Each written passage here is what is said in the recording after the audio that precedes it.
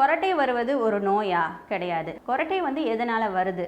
நம்ம மூச்சு விடும் போது காற்று வந்து மூக்கு வழியாக போய் கொஞ்சம் பேசேஜ் வேஸ் வழியாக போய் நம்ம நுரையீரலை போய் சென்றடையுது. நம்ம நுரையீரல் ஆக்சிஜனை உள்ளே இழுத்துட்டு கார்பன் டை ஆக்சைடை நம்ம எக்ஸேல் பண்ணுறோம்.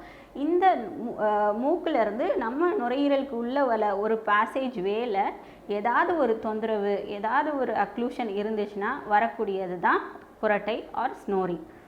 எதனால் இந்த மாதிரி அக்ளூஷன் வருதுன்னு பார்த்தோன்னா, நம்ம மூக்கில் தண்டுவடம் வளைந்து இருக்கிறதுனால, இல்லை மூக்கில் எதுவும் பாலிப்ஸ் இருக்குதுன்னா, டான்சில்ஸ் ஆர் அடினாய்ட்ஸ் வந்து என்லார்ஜ் ஆனால், தைராய்டு கழுத்தில் உள்ள அந்த கிளாண்ட் வந்து என்லார்ஜ் ஆகும்போது நுரையீரல் குழாயை கம்ப்ரெஸ் பண்ணலாம்.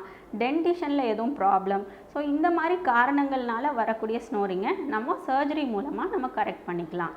மற்ற காரணங்களை வந்து எவால்வேட் பண்ணுறதுக்கு நம்ம டீட்டெயில்டாக ஒரு ஸ்லீப் ஸ்டடி பண்ணி பார்க்கணும்.